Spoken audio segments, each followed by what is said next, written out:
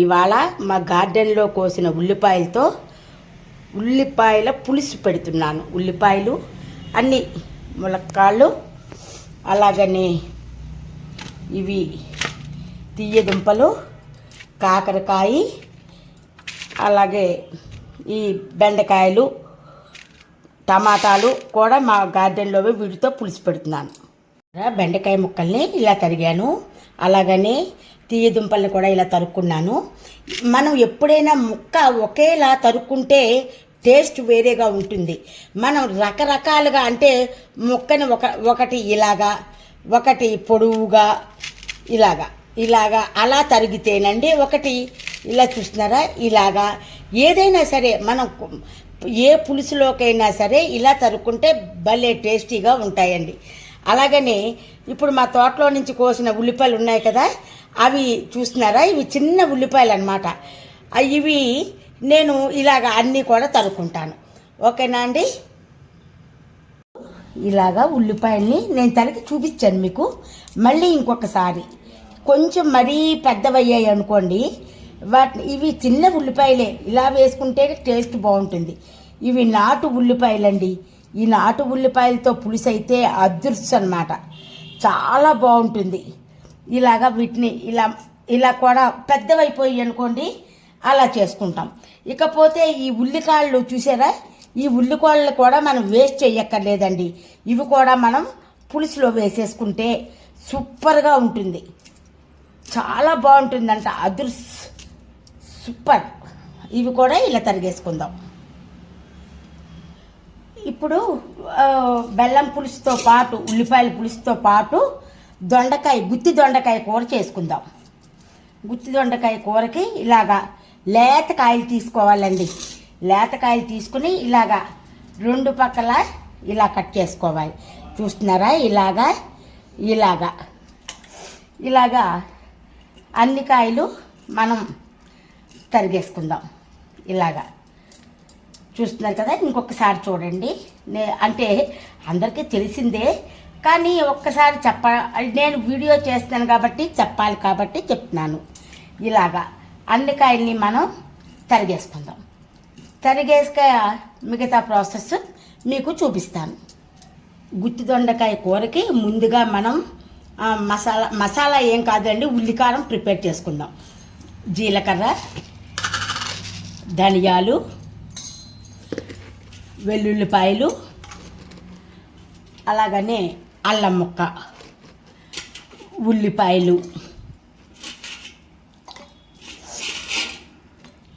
ఇప్పుడు దీంట్లో మనం కారం కూడా వేసేసుకుందాం. మన టేస్ట్కు తగిన కారం వేసుకుంటాం. చూసారా, నేను ఎక్కువ మసాలా ఏమీ వేయలేదు. ధనియాలు, జీలకర్ర, వెల్లుల్లిపాయలు, చిన్న అల్లం ముక్క, ఉల్లిపాయలు, కారం, అంతేనండి. దీన్ని మనం మిక్సీ చేసేసుకుందాం. దీన్ని ఇలా మిక్సీ చేసుకున్నాం. చూసారా, అంతా కూడా మెత్తగా నలిగిపోక్కర్లేదండి.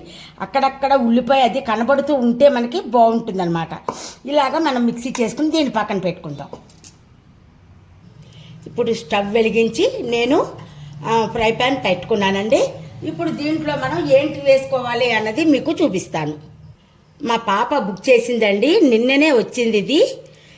అది వీడియో కూడా నేను పెడతాను, మీకు కావాలంటే ఆ లింక్ కూడా నేను మీకు ఇస్తాను. దీంట్లో కొంచెం ఎక్కువగా ఆయిల్ వేసుకోవాలండి. ఆయిల్ వేసుకున్నాము. కొంచెం వేడెక్కాక మనం శనగపప్పు, మినప్పప్పు, ఆవాలు,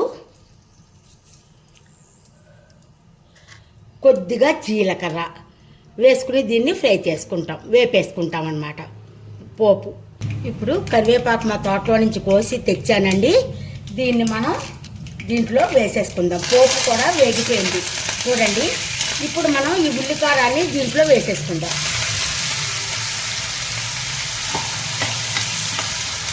చక్కగా ఊడ్చి వేసేద్దాం. దీన్ని కొంచెం బాగా ఎర్రగా వేగనివ్వాలండి, లేకపోతే పచ్చి వాసన వస్తుంది. ఇలా వేగుతూ ఉన్నప్పుడే మనం ఉల్లికారంలోనే మనం ఏం చేయాలంటే ఉప్పు వేసుకోవాలండి. మన టేస్ట్కి సరిపడా ఉప్పు అన్నమాట. ఉప్పు వేసాను. ఇప్పుడు దీన్ని మళ్ళీ చక్కగా ఎర్రగా వేసుకుందామండి. వేసుకుంటేనే దీని పచ్చివాసన పోయి టేస్ట్ బాగుంటుంది.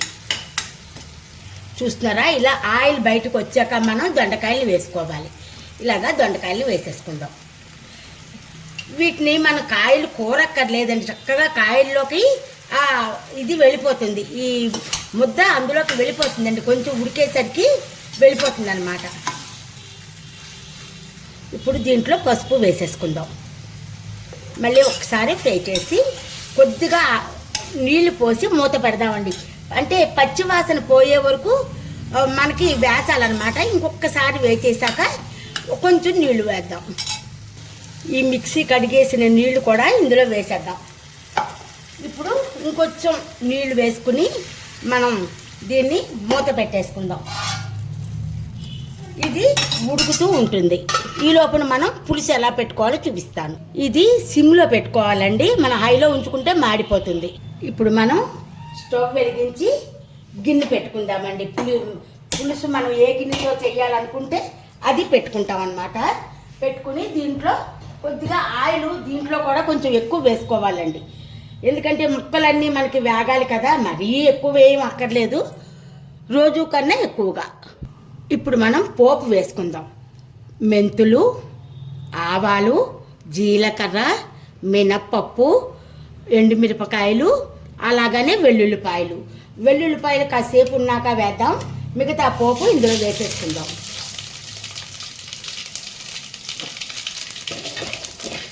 కొంచెం వేగాక అవి వేద్దాం. ఇప్పుడు ఇలా వేగాక ఈ వెల్లుల్లిపాయలని వేసేసుకుందాం.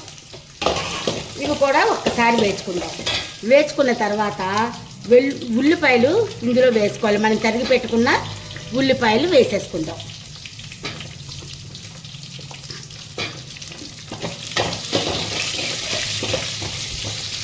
దీంట్లో కరివేపాకు కూడా వేసేద్దాం. తర్వాత అన్ని ముక్కలు కూడా మనం ఇందులో వేసేసుకుందాం. వేసేసుకుని చక్కగా ఎర్రగా వేయించుకుందాం. వీటిని అంటే మరీ అంత ఎర్రగా అక్కర్లేదు, కొంచెం వేచితే ఆ టేస్ట్ వేరేగా ఉంటుందన్నమాట. ఇప్పుడు దీంట్లో మనం మన టేస్ట్కి తగ్గట్టుగా ఉప్పు వేసుకుంటాం. కొంచెం పులుసు ఎక్కువ కదా, అందుకు ఉప్పు ఎక్కువ వేస్తున్నాను. అలాగనే పసుపు కూడా వేసేసుకుందాం. వేసుకుని దీన్ని ఒక్కసారి మళ్ళీ కలిపిస్తుందాం.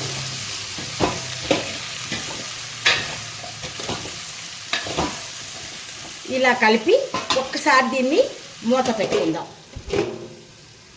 ఇప్పుడు చింతపండు కడిగి పెట్టాను, దీంట్లో కొద్దిగా నీళ్లు పోసి నానబెట్టుకుందాం. నేను వీటిలో వేసిన ముక్కలు ఇందాక చెప్పాను, మళ్ళీ ఇంకొకసారి చెప్తున్నాను. ములక్కాళ్ళు, బెండకాయలు, ఏంటిది ఎర్రదుంపలు, తర్వాత ఉల్లిపాయలు, ఉల్లి కాడలు, నెక్స్ట్ మెయిన్ కాకరకాయ ఉండాలండి దీంట్లో, చిన్న చేదుగా భలే ఉంటుంది. ఇప్పుడు టమాటా కూడా వేస్తాను. ఇప్పుడు ముక్కలు ములిగేంత వరకు నీళ్లు పోసుకుందాం.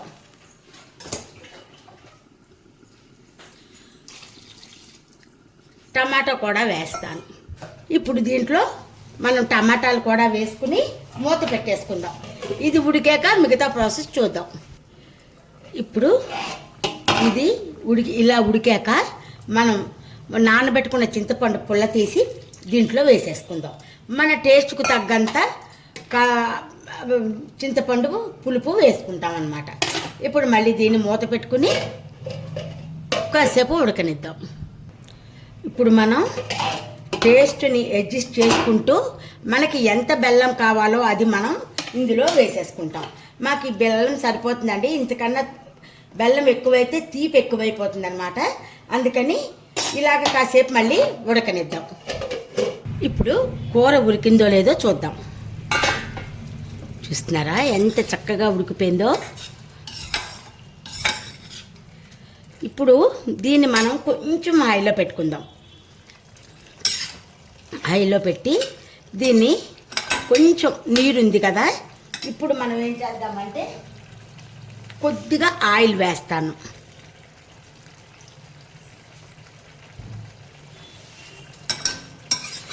వేసి దీన్ని ఒకసారి మూత పెడదాం. మళ్ళీ ఇప్పుడు మూత పెట్టాం కదా, కూర చూద్దాం. చూస్తున్నారా చక్కగా ఉడికిపోయింది. అంతేనండి, దొండకాయ ఉల్లికారం పెట్టి గుత్తి దొండకాయ కూర అన్నమాట. ఇప్పుడు స్టవ్ ఆఫ్ చేసేస్తున్నాను, మూత పెట్టేసుకుందాం. ఇప్పుడు పులుసులోకి కొద్దిగా నీళ్లు వేసి శనగపిండి కలుపుకుందాం. చూస్తున్నారా, ఇలాగా శనగపిండి కలిపేసి మనం పక్కన పెట్టుకుందాం. ఇప్పుడు పులుసు చూద్దాం. ఆ గుడి చూసారా చక్కగా ఉడికిపోతుంది. ఇప్పుడు ఈ శనగపిండిని ఇందులో వేసేద్దాం. అంటే పులుసు మనకి అత్తుకుంది కానీ ఇందులో వేస్తామన్నమాట. ఈ శనగపిండి కానీ కొంతమంది వడిపిండి వేసుకుంటారు, నేను శనగపిండి వేస్తాను. ఇప్పుడు దీంట్లో మనం కూర పొడి ఉంచుకుంటాం కదా అండి ఇంట్లోని, ఆ కూర పొడి 2-3 స్పూన్లు మనం చక్కగా కమ్మని వాసన వస్తుందండి, సూపర్ అన్నమాట. ఇంకా అంతేకాకుండా ఇంకొంచెం కూడా వేద్దాం, వేరే ఉప్పు కూడా.